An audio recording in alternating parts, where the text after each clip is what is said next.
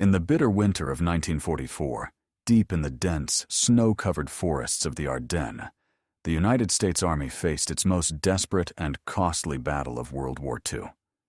The Battle of the Bulge, or Ardennes counteroffensive, as the Germans called it, was not just another clash in the European theater. It was Adolf Hitler's last, furious gamble, a plan to split the Allied armies, seize the critical port of Antwerp, and force the Western Allies to negotiate a peace that might allow Germany to turn all of its remaining strength against the Soviet Union. For the Americans on the ground, it became something even more personal, a brutal test of endurance, courage, and survival against overwhelming odds. By December 1944, many in the Allied command believed victory in Europe was within reach. Paris had been liberated in August. The German army was retreating on all fronts. In the west, Allied troops pushed steadily toward the Rhine. In the east, the Red Army advanced relentlessly toward Berlin. It seemed as though Hitler's Third Reich was collapsing. Yet beneath the surface, the Nazi regime still had fight left. The Wehrmacht, though battered, remained a formidable force. And Hitler, obsessed with changing the course of the war, conceived one last, audacious counterstroke. The plan, Wacht am Rhein, or Watch on the Rhine, was bold and desperate. Hitler envisioned a massive surprise offensive through the Ardennes, a heavily forested region of Belgium and Luxembourg that the Allies considered too difficult for large-scale armored operations. By striking here, the Germans hoped to catch the enemy off guard. Once the Allies were split, German forces would drive westward, crossing the Meuse River and capturing Antwerp. This would cut off the British and Canadian armies from the Americans, shattering the Allied coalition and forcing a negotiated peace. More than 400,000 German troops, supported by unbreakable 400 tanks and assault guns, were secretly assembled along a 100-mile front. Fuel reserves were stockpiled for a lightning thrust. Units like the elite 1st SS Panzer Division and the newly formed Volksgrenadier divisions prepared for battle. To achieve surprise, the Germans relied on speed, secrecy, and poor winter weather, which grounded Allied air support. It was a gamble of staggering scale, and it almost succeeded. The Americans defending the Ardennes were mostly green or exhausted units. Many believed the quiet sector was ideal for rest and recovery. Troops were spread thin across a 75-mile front, with some divisions holding lines far too long for their strength. The Allies did not expect a major attack. Intelligence indicators were dismissed or misinterpreted. And so, when the storm broke at dawn on December 16, 1944, it struck with devastating force. The German artillery barrage that opened the offensive was one of the heaviest of the war. It smashed into American positions, cutting communication lines and sowing chaos. Then the panzer columns rolled forward through the snow, their engines growling in the frozen air. Entire units were overwhelmed. In the north, the inexperienced 99th and 106th Infantry Divisions were shattered by the assault of Sepp Dietrich's 6th SS Panzer Army. 2 American regiments, more than 6,000 men, were surrounded and forced to surrender near Schnee-Eifel, one of the largest mass capitulations of U.S. troops in Europe. In the center, the 5th Panzer Army, under Hasso von Manteuffel, drove deep into the American lines, capturing key crossroads and towns. And in the south, the 7th Army advanced against the thinly held positions of George Patton's 3rd Army flank. Within days, the German spearheads had punched a deep, wedge-shaped bulge into the Allied front, a bulge that gave the battle its enduring name. Yet amid the chaos and collapse, acts of heroism and defiance emerged that would shape the outcome. Nowhere was this more evident than in the small Belgian town of Bastogne. There, the 101st Airborne Division, the Screaming Eagles, along with elements of the 10th Armored Division, became encircled by German forces. Despite being outnumbered, outgunned, and cut off from supplies, the paratroopers held firm. When a German officer demanded their surrender, Brigadier General Anthony McAuliffe famously replied with a single word: "Nuts." While Bastogne held, the weather began to shift. On December 23rd, the skies cleared, and Allied air power roared back into action. Fighter bombers struck German columns and supply lines, slowing the offensive. Meanwhile, Patton executed one of the most remarkable maneuvers of the war. Turning his Third Army northward on short notice, he relieved Bastogne on December 26th, breaking the siege and stabilizing the front. But the fighting was far from over. The Germans continued their push westward, reaching the Meuse's outskirts by late December. Yet their advance was faltering. Fuel shortages crippled their tanks. Allied resistance stiffened, and reinforcements poured into the battle. British forces under Field Marshal Bernard Montgomery moved to block any further German thrusts in the north. By early January 1945, the offensive had stalled. What followed was a brutal, grinding counteroffensive.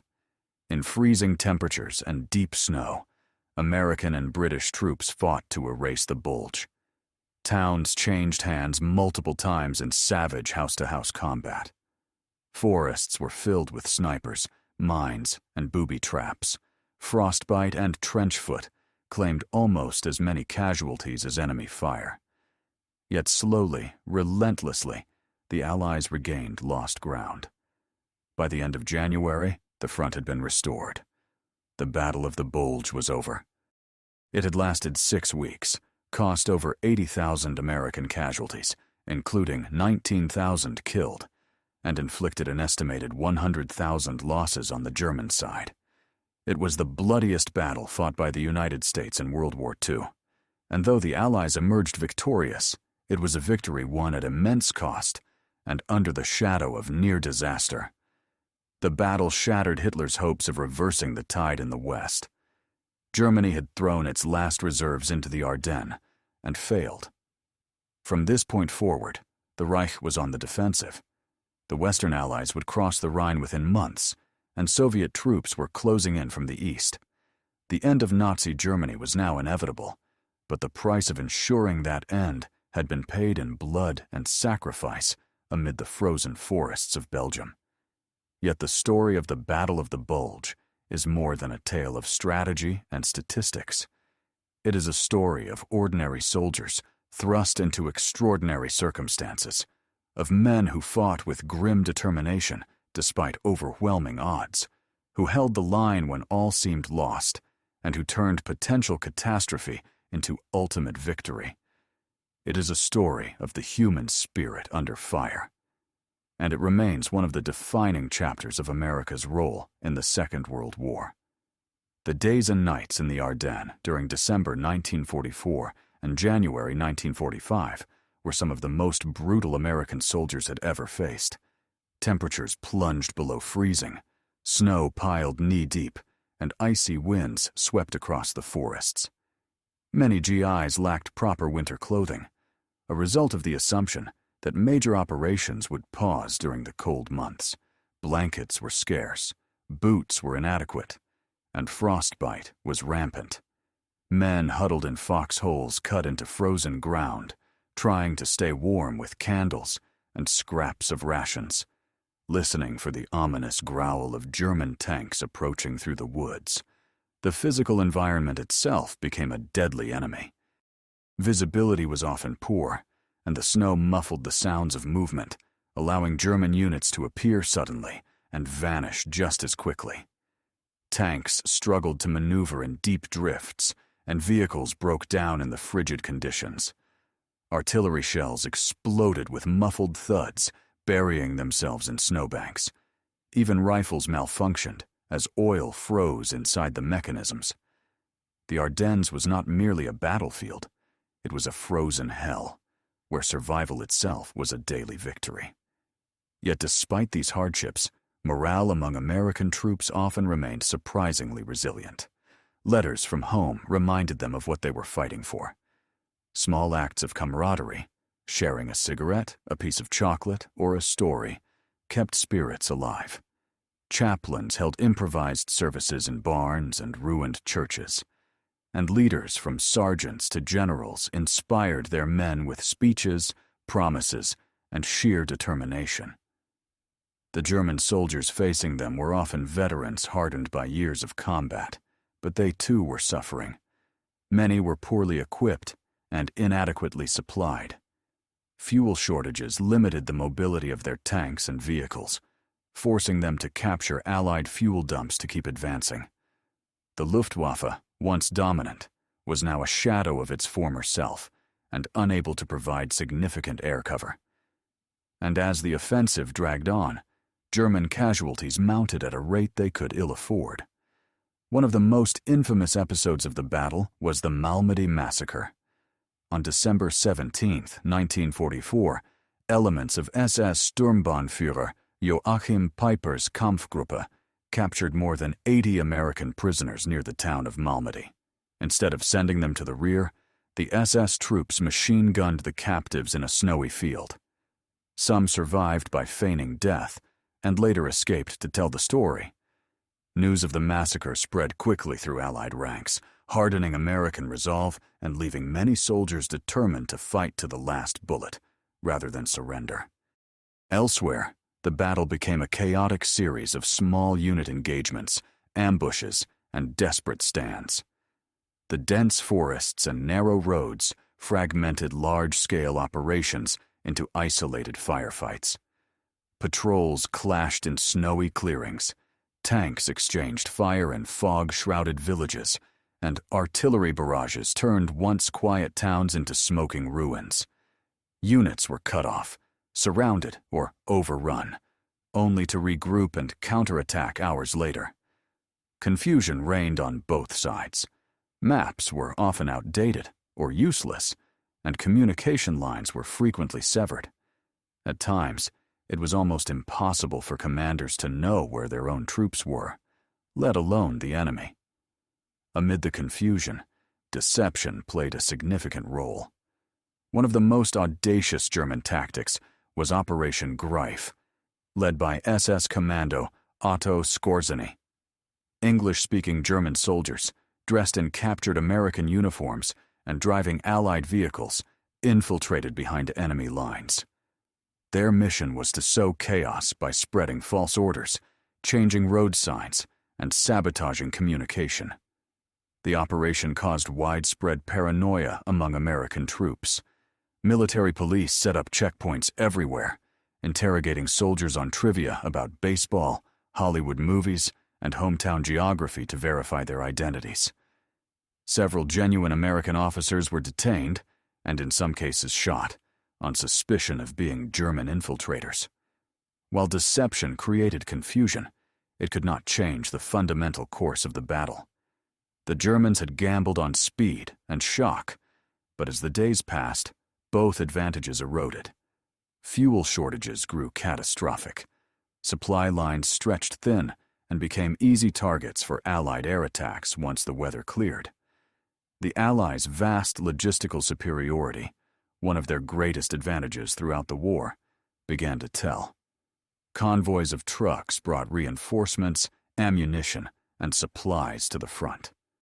The skies filled with C-47 transport planes, dropping supplies to encircled units, and by late December, the tide was turning decisively against the Germans. The town of Bastogne remained a symbol of Allied resilience. Encircled since December 20th, its defenders, primarily the 101st Airborne, had been subjected to relentless artillery bombardments and repeated assaults. Conditions inside the perimeter were dire. Medical supplies ran low, food was scarce, and casualties mounted. Yet morale held. The paratroopers' defiance inspired the entire Allied command. "They've got us surrounded," one soldier famously quipped. "The poor bastards." General George S. Patton's rapid response was a masterpiece of operational agility. Within 48 hours of receiving new orders, he pivoted his Third Army 90 degrees and launched a full-scale attack northward through snow-choked roads to relieve Bastogne. On December 26th, elements of his 4th Armored Division broke through the German lines and entered the town, greeted by exhausted but jubilant paratroopers. Bastogne had held, and with its relief, the German offensive lost one of its key objectives. Meanwhile, Allied leadership remained determined to crush the offensive completely. Supreme Allied Commander Dwight D. Eisenhower coordinated a massive counteroffensive, bringing together American, British, and Canadian units to encircle the German salient. Field Marshal Bernard Montgomery, commanding the northern sector, moved his forces to block further German advances toward the Meuse. In the south, Patton continued his relentless drive, pushing the Germans back toward their starting positions. The fighting remained intense well into January 1945. Towns like Houffalize, Saint-Vith, and La Roche-en-Ardennes became battlegrounds of staggering destruction. Forests were reduced to splintered wastelands, and rivers ran red with blood. Even as German forces retreated, they fought fiercely, buying time for their units to withdraw in good order. But it was clear that the offensive had failed. The dream of reaching Antwerp was gone. The chance to split the Allies had evaporated. By the end of January, the Bulge had been eliminated. The front lines returned roughly to where they had been before December 16th. The Ardennes offensive had cost Germany dearly. It lost more than 700 tanks and armored vehicles, machines it could no longer replace. Experienced soldiers were gone, and entire divisions had been shattered. Hitler's last gamble in the West had not only failed, but had hastened the collapse of the Third Reich. For the United States, the battle was a harsh and sobering experience. It revealed the dangers of underestimating a desperate enemy and the consequences of complacency. But it also demonstrated the resilience, adaptability, and courage of the American fighting man. Units that had been scattered and broken, regrouped, and counterattacked. Green troops became veterans overnight, and a military machine that had been caught off guard transformed itself into an unstoppable force within weeks. The legacy of the Battle of the Bulge is profound. It was the largest battle ever fought by the United States Army, involving more than 600,000 Americans. It tested the limits of logistics, strategy, and human endurance, and it showed that even in the darkest moments, surrounded, outnumbered, and facing possible defeat, the Allies could rally, adapt, and prevail. The Battle of the Bulge left scars, physical, psychological, and strategic, that would endure long after the snow melted from the Ardennes. The scale of destruction was immense. Dozens of villages lay in ruins, reduced to charred shells by artillery fire and bombing. Roads were lined with the wrecks of tanks, trucks, and jeeps, twisted metal half buried in snow. Entire forests had been shredded by shell fire, their skeletal trees standing as grim monuments to the ferocity of the fighting. Civilians who had lived in the region found their homes destroyed, their families scattered, and their lives upended. For the soldiers who had survived, the battle left deeper marks. Many American GIs came away from the Ardennes with a hardened sense of realism. They had faced an enemy they thought was beaten and nearly been overwhelmed. They had learned the value of vigilance, discipline, and adaptability. They had witnessed unimaginable cruelty, like the massacre at Malmedy, and acts of astonishing courage, like the stand at Bastogne. They had seen friends die in the snow, had carried the wounded from frozen fields, and had fought hand-to-hand in darkened villages. For many, the Ardennes would haunt their memories for the rest of their lives. One of those soldiers, Private First Class Ralph Johnson of the 28th Infantry Division, later described the experience in a letter home. "We thought the war was almost over. We thought we'd be home by spring. Then the Germans came at us like a storm. I remember the snow, the cold, the sound of tanks in the night. I remember watching my buddies fall and wondering if I'd be next. But we didn't break. We couldn't. If we had, the war might have gone another way. Historians often debate how close the Allies came to actual disaster during the Battle of the Bulge. Some argue that Germany's plan was doomed from the start, too ambitious, too reliant on rapid progress, and too dependent on fuel supplies they did not have. Others contend that if the Germans had captured Bastogne, if the weather had stayed poor longer, or if American resolve had cracked in those crucial first days, the outcome could have been catastrophic. Antwerp might have fallen, the Allied front could have been split, the war in Europe might have dragged on well into 1946. What is certain is that the offensive delayed the Allied advance and bought Germany a few more weeks of resistance. The Red Army's progress on the Eastern Front slowed as the Soviets paused to reassess the situation. And in the West, the push toward the Rhine was temporarily halted. But the cost to Germany was immense. The Wehrmacht expended its last strategic reserves, both in manpower and material. By the time the battle ended, there was little left to stop the Allies from crossing into the heart of the Reich. The psychological impact of the battle on both sides was significant. For the Allies, it was a wake-up call, proof that the war was not over, and that the enemy, though battered, remained dangerous. It strengthened their resolve to finish the job and destroy the Nazi regime completely. For Germany, the offensive was a gamble that failed, a final throw of the dice that exhausted their ability to wage large-scale war in the West. Many German commanders knew, even as they retreated from the Ardennes, that the end was now inevitable. Yet Hitler refused to accept reality. Furious at the failure of the offensive, he blamed his generals for the defeat. Field Marshal Gerd von Rundstedt and others were dismissed or sidelined. The Führer's grip on strategy became even more erratic and irrational. In the following months, he would order pointless offensives and suicidal defenses, sacrificing what remained of Germany's strength in futile gestures of defiance. The Battle of the Bulge also reshaped American military thinking. It exposed weaknesses in intelligence analysis, command coordination, and readiness.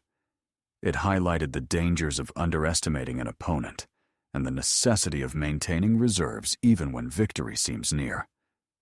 After the war, the U.S. Army studied the campaign extensively, drawing lessons that would influence military doctrine for decades. One key lesson was the importance of logistics.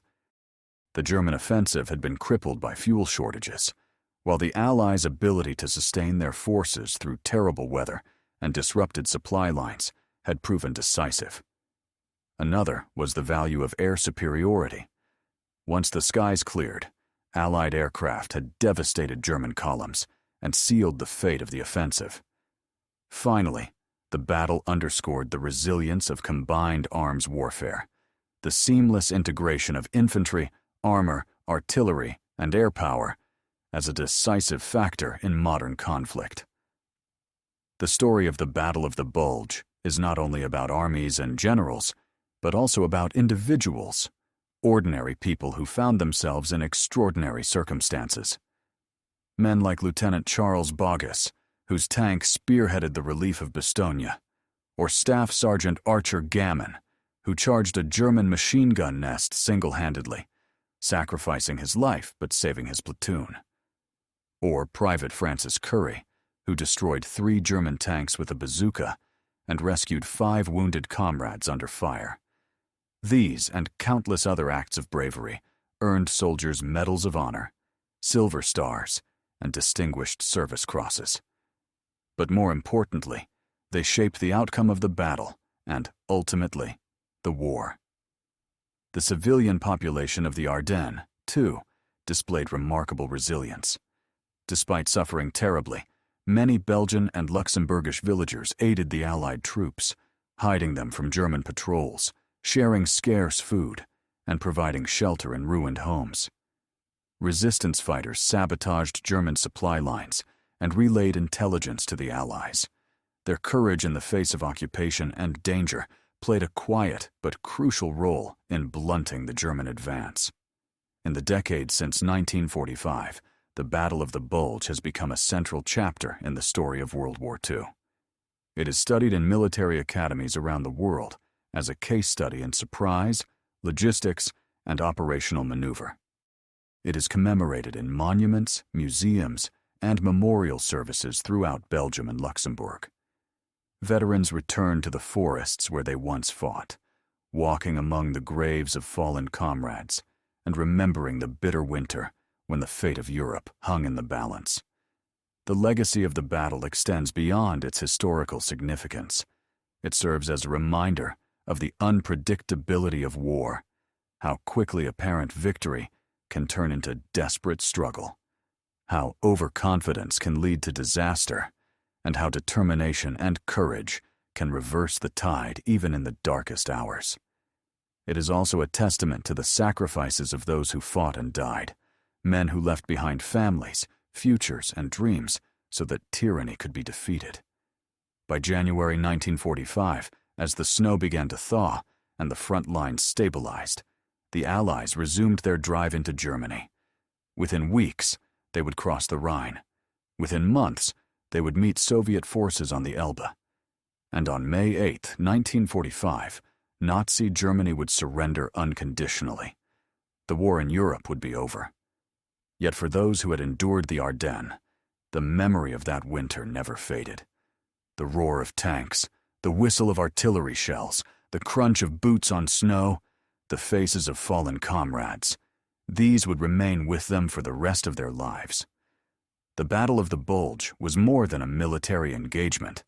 It was a crucible, a brutal, frozen trial of will and endurance.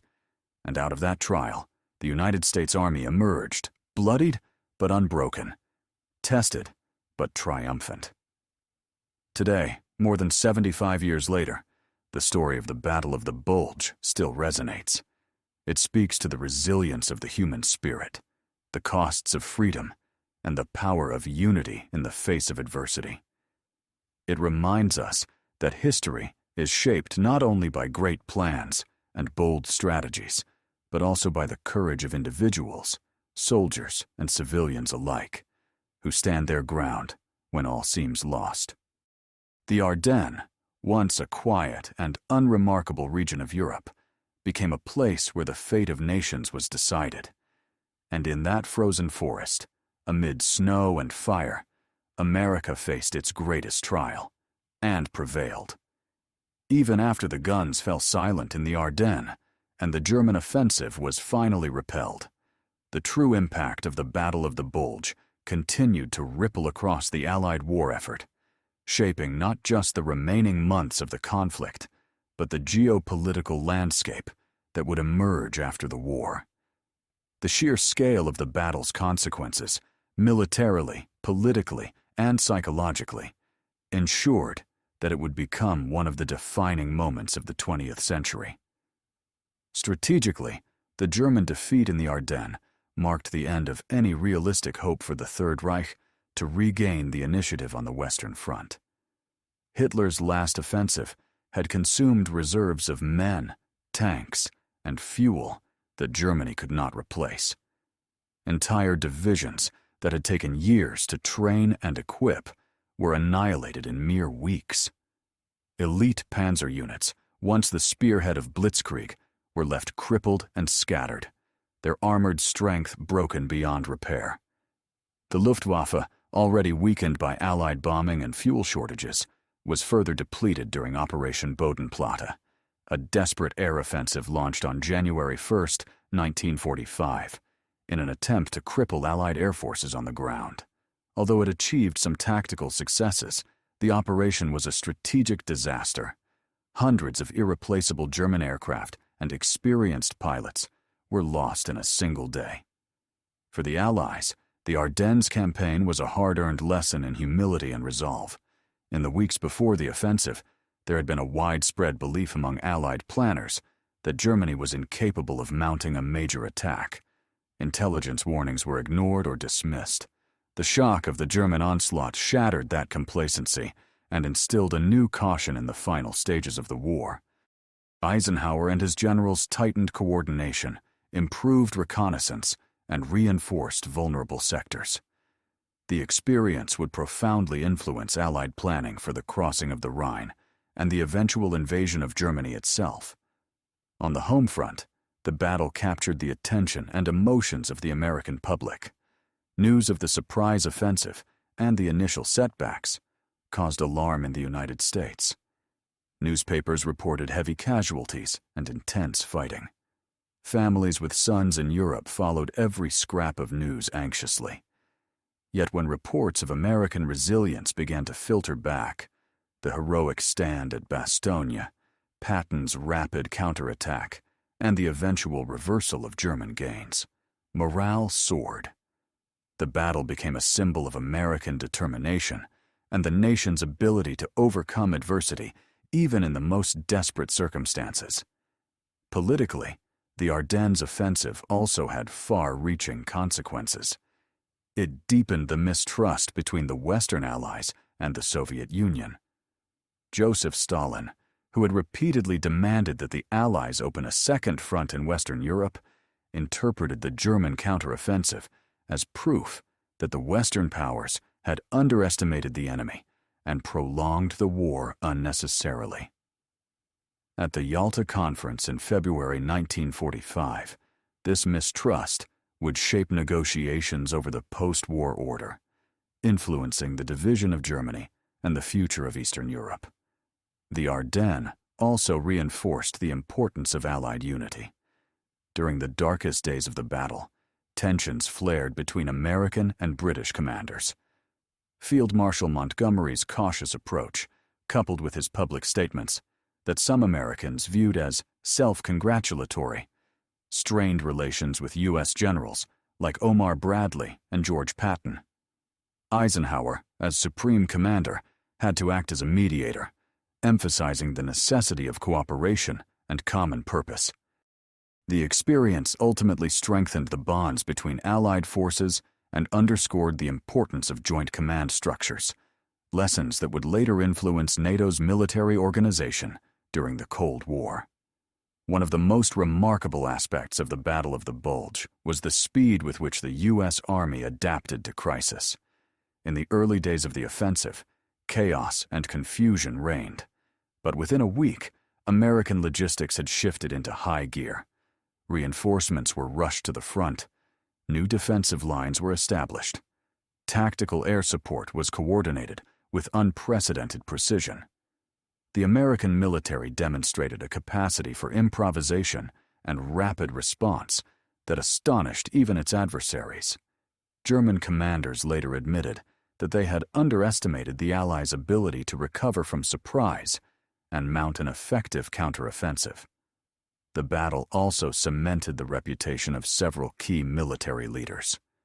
George S. Patton, already famous for his audacious campaigns in North Africa and Sicily, enhanced his legacy with the dramatic pivot of his Third Army to relieve Bastogne. Omar Bradley, often overshadowed by more flamboyant personalities, proved his steady hand in coordinating the defense and counterattack. And Dwight D. Eisenhower, facing the greatest crisis of his command, demonstrated the calm, decisive leadership that would later define his presidency.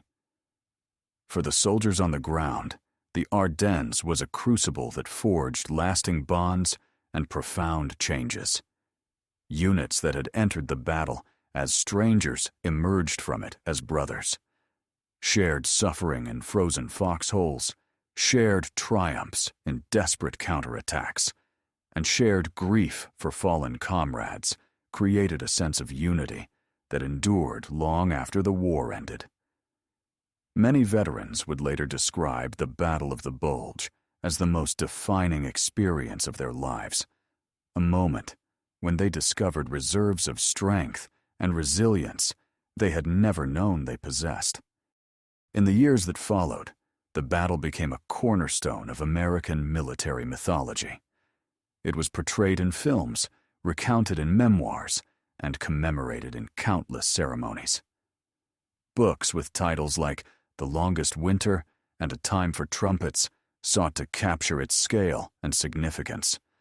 Veterans returned to Belgium to walk the ground where they had fought, often welcomed by locals who still remembered their liberators with gratitude. Memorials rose in towns like Bastogne, St. Vith, and Malmedy, silent testaments to the price of freedom. Yet amid the triumphal narratives, the battle also served as a somber reminder of war's human cost. More than 19,000 Americans were killed, 4,700 wounded, and 23,000 captured or missing. German casualties were even higher, with as many as 100,000 dead, wounded, or captured. Thousands of civilians perished, and many more were left homeless. The Ardennes itself, once a peaceful rural region, was scarred for generations. Even today, rusting helmets, shell casings, and unexploded ordnance occasionally emerge from its soil, relics of a winter that changed the course of history. The legacy of the Battle of the Bulge is not confined to the past. It continues to offer lessons for the present. It demonstrates the importance of preparedness, the danger of underestimating an enemy, and the necessity of adaptability in the face of surprise. It illustrates the decisive role of logistics, intelligence, and morale in modern warfare. And above all, it reminds us that victory is often not the result of perfect plans or overwhelming strength, but of resilience, determination, and the unyielding will to fight on, even when defeat seems certain. Perhaps the most enduring lesson of all is that history is shaped not just by generals and statesmen, but by ordinary individuals. The young infantryman freezing in a foxhole, the medic tending to the wounded under fire, the pilot braving flak to deliver supplies, the Belgian villager risking their life to shelter a stranger. Their stories of courage, sacrifice, and humanity amid the inhumanity of war give the Battle of the Bulge its true meaning. As the 20th century marched forward into the Cold War, the memory of that desperate winter remained a touchstone for military planners, historians, and citizens alike.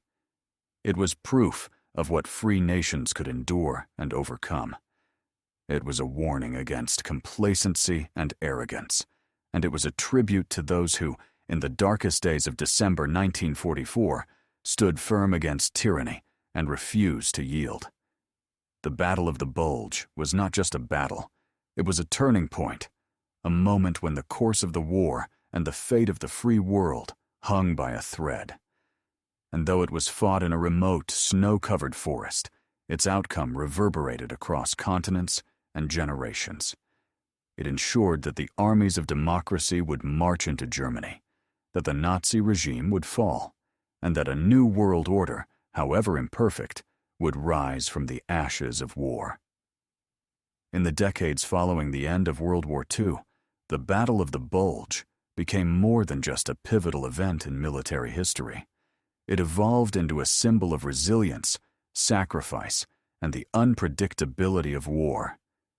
Its story, retold countless times through books, documentaries, films, and personal testimonies, continues to shape how we understand the conflict and the generation that fought it. For historians, the Ardennes offensive is a case study in both the strengths and vulnerabilities of modern military operations. It demonstrates how strategic surprise, when combined with bold objectives and concentrated force, can yield initial success even against a superior opponent. The German plan exploited Allied assumptions, capitalizing on their overconfidence and the thinly held sectors of the front. The initial shock achieved by Wacht am Rhein was a textbook example of how audacity can disrupt even the most powerful armies. Yet the same battle also illustrates the limits of such gambles. The German failure was not due to a lack of courage or tactical skill. Indeed, many Wehrmacht units performed with remarkable tenacity, but because their plan was fundamentally flawed. The offensive relied on rapid breakthroughs that required fuel the Germans did not possess. It assumed Allied disunity that never materialized, and it underestimated the logistical capacity, industrial might, and sheer manpower of the Allied coalition. Once the initial momentum stalled, Germany had no reserves with which to sustain the attack. The offensive collapsed under its own weight, leaving the Reich weaker and more vulnerable than before. The battle's lessons have influenced military doctrine ever since. The U.S. Army, in particular, incorporated many of its insights into Cold War planning. The importance of maintaining strategic reserves, the need for flexible command structures, and the emphasis on rapid logistical support became cornerstones of American military thinking. War games and training exercises in the decades that followed often invoked the Ardennes scenario, a sudden, large-scale enemy offensive in unexpected terrain, as a test of readiness and adaptability. Beyond the realm of strategy, the human stories of the Battle of the Bulge continue to resonate deeply.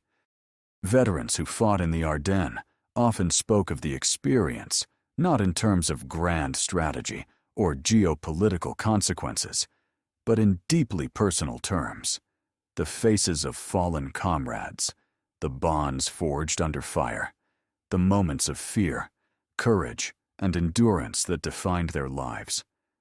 Many carried those memories in silence for decades, speaking of them only late in life, when the distance of years made the pain bearable to share.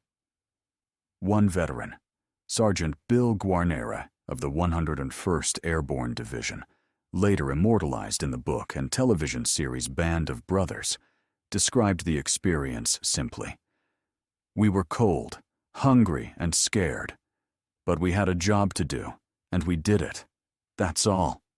Such understated words capture the essence of the men who fought there. Ordinary citizens turned soldiers, doing extraordinary things under unimaginable circumstances.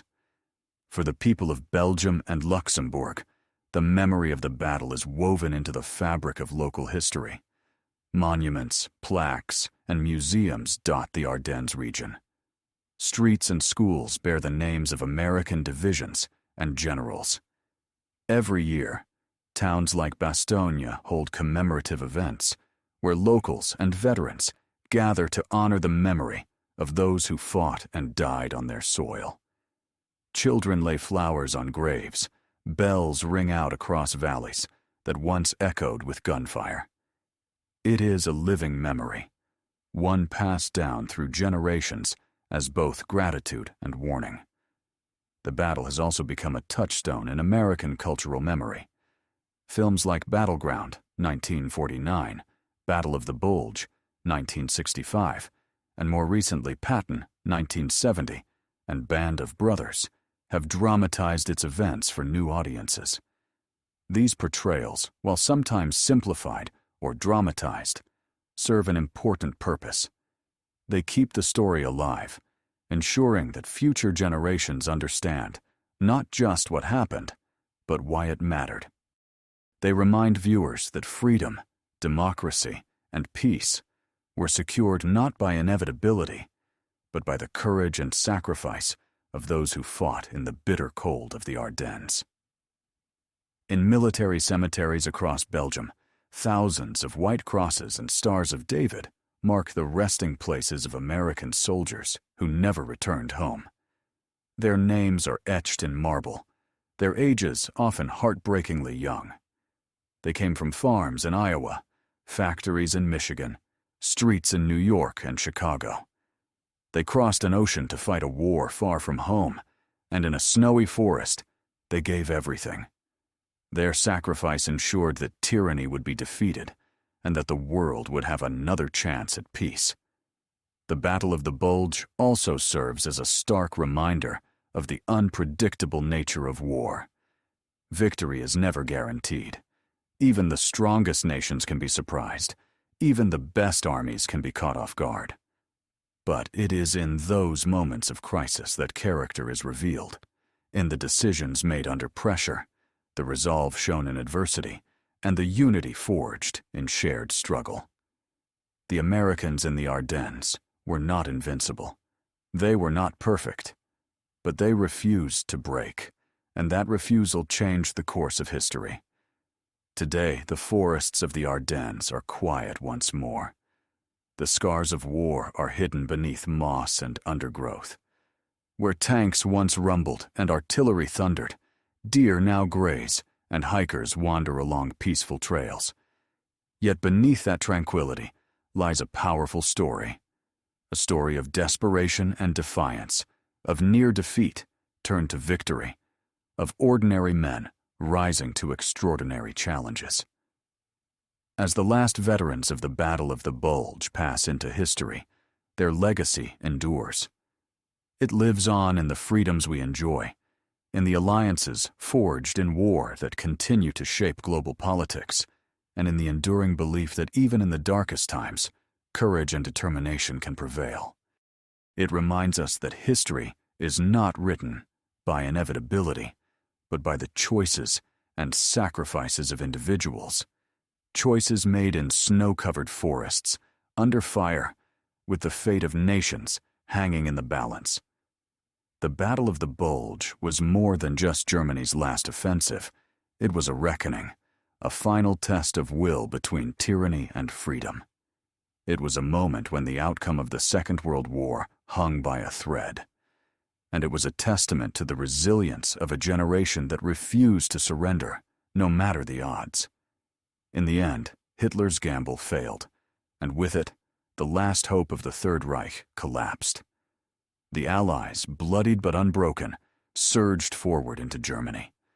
The bridges of the Rhine fell, the concentration camps were liberated, and the swastika that once seemed destined to dominate Europe was torn down in ruins. But the road to that victory ran through the Ardennes, through frozen forests and burning villages, through foxholes filled with snow and fear, through acts of courage and sacrifice that would echo for generations. The Battle of the Bulge was, and remains, one of the most significant and defining chapters in the history of the United States Army. A chapter written not just with strategy and steel, but with the indomitable spirit of those who fought and fell there.